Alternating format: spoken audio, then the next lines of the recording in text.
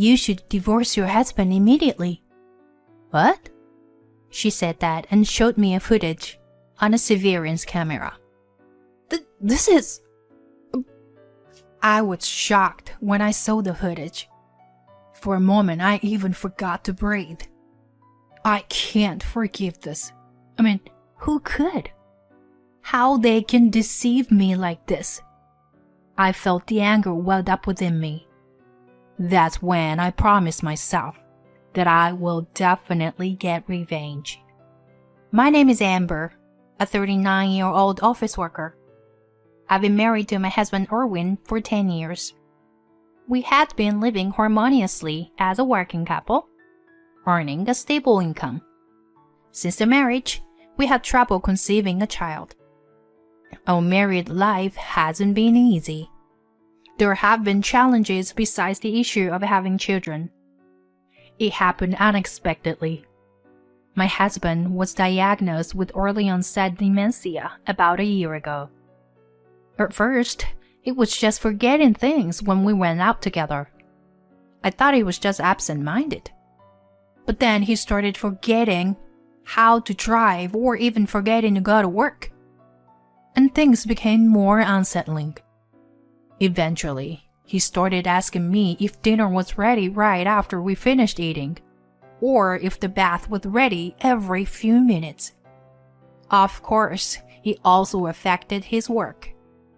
Because of that, I decided to have him undergo tests. I consulted Carrie, my close friend since middle school. She's a nurse, so I thought she might have some knowledge about dementia testing. She immediately arranged for her acquaintance, a doctor, to see my husband. After the examination, it was confirmed that he had early onset dementia.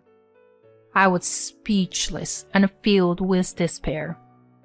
I didn't know what to do or what to say. Of course, my husband is not at fault. Thinking that, I regained my strength moving forward.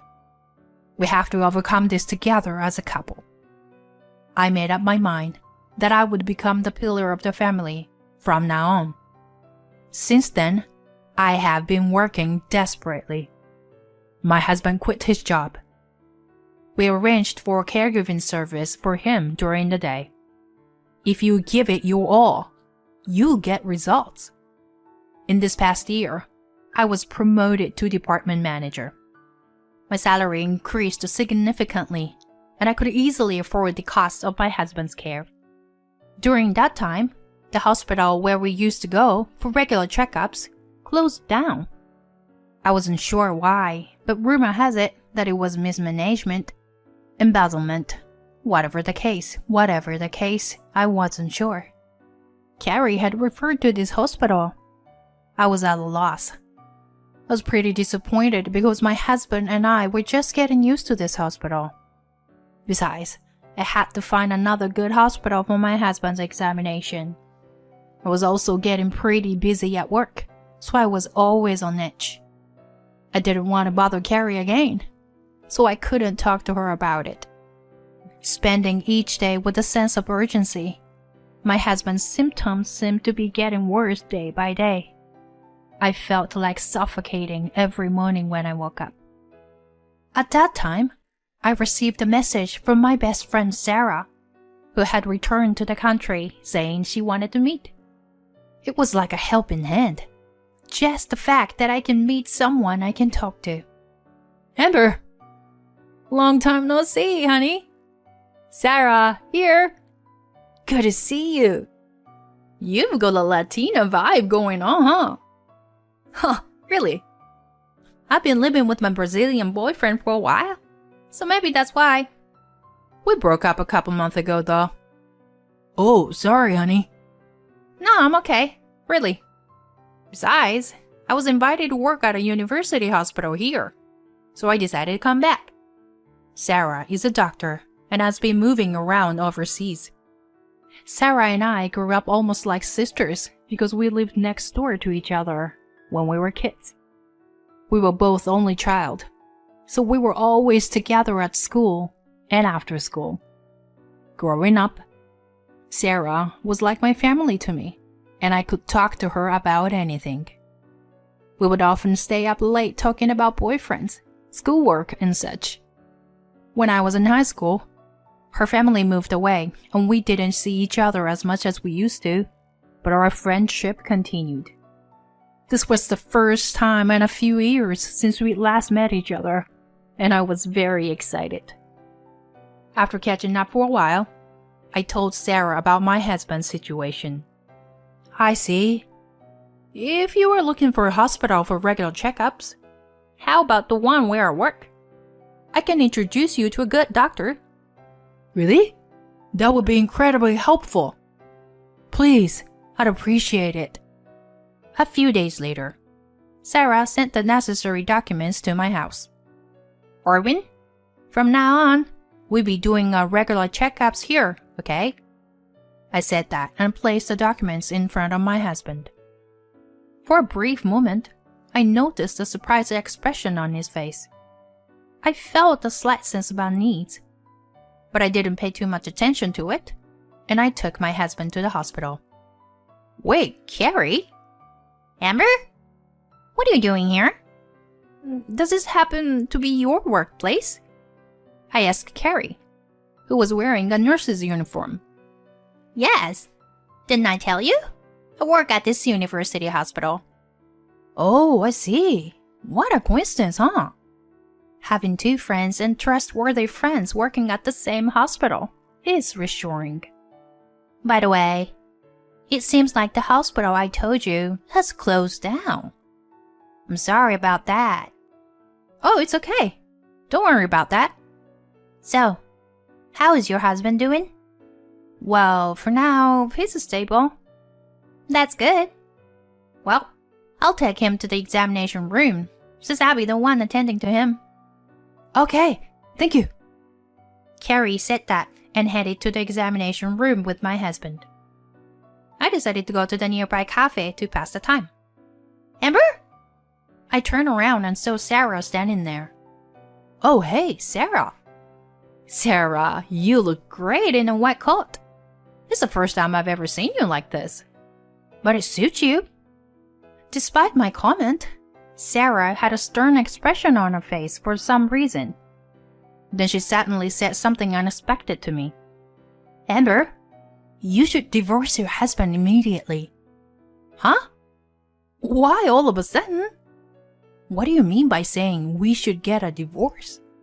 I don't understand at all. What do you mean? I mean, why should I?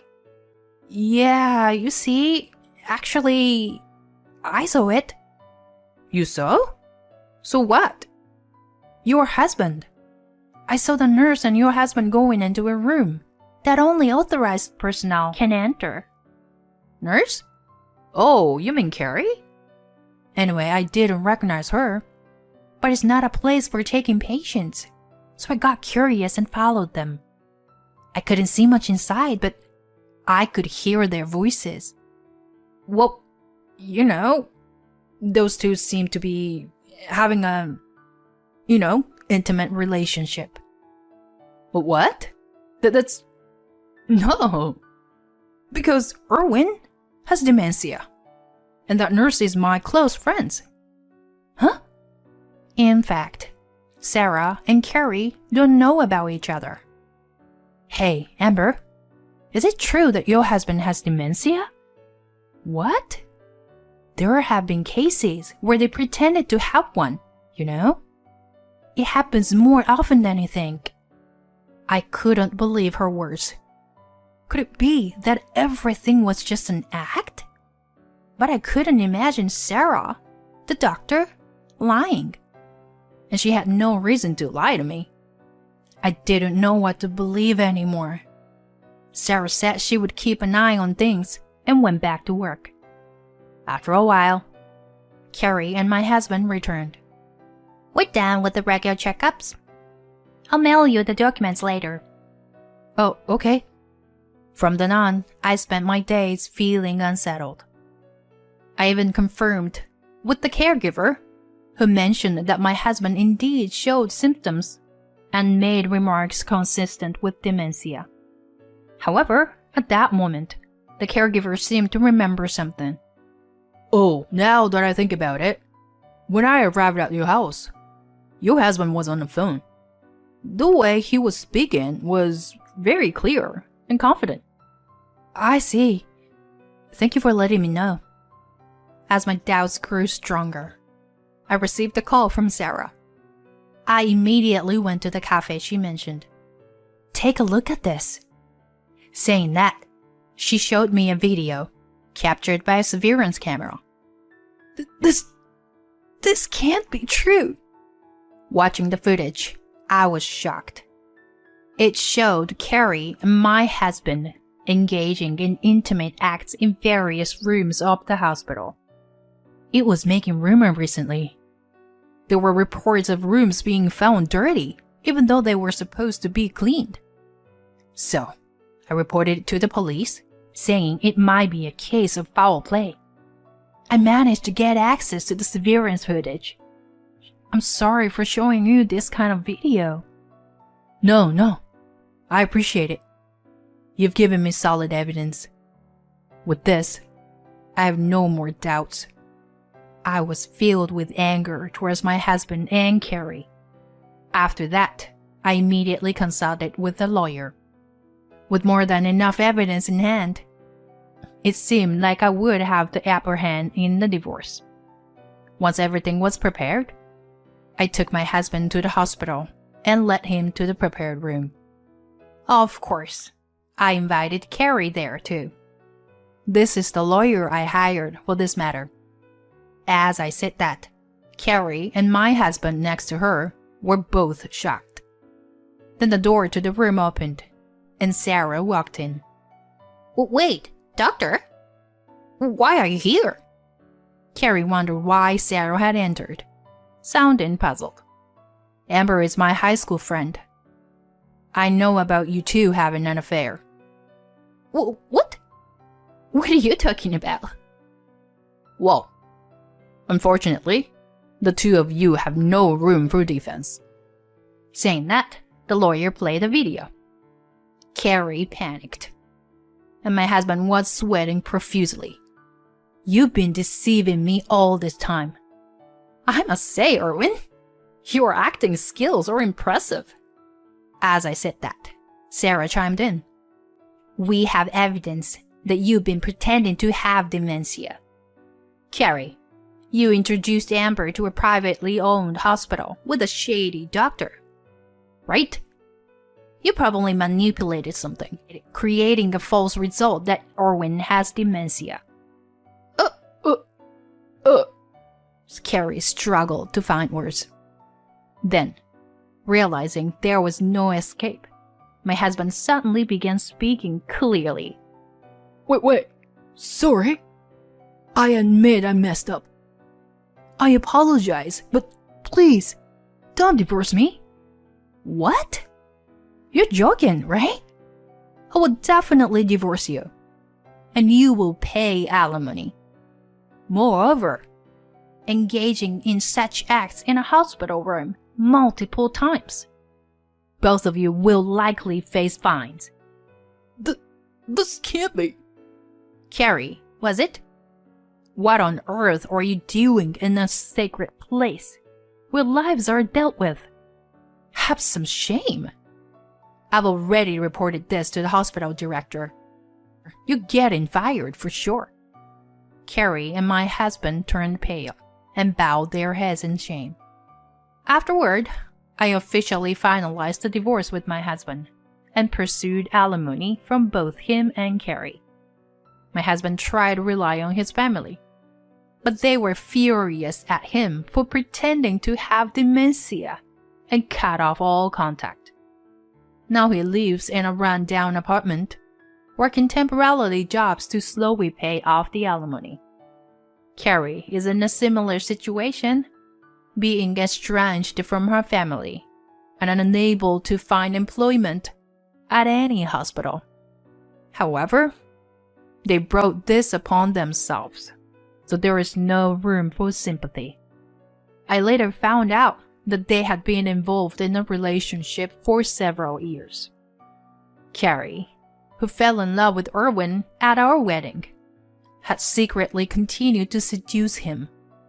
And Erwin didn't seem to have any qualms about indulging in the attention. But their secret, thrilling relationship quickly came to an end once the downfall began after the divorce. I hope they will pay the price for what they have done for the rest of their lives. On the other hand, I moved to a condo near my workplace and started a new life. Being single now, I can save a considerable amount of money. I've grown weary of love and relationship for a while. I'm grateful to Sarah, who came to my rescue during the crisis. As two financially stable single women, perhaps we'll go on a trip together and indulge in luxury.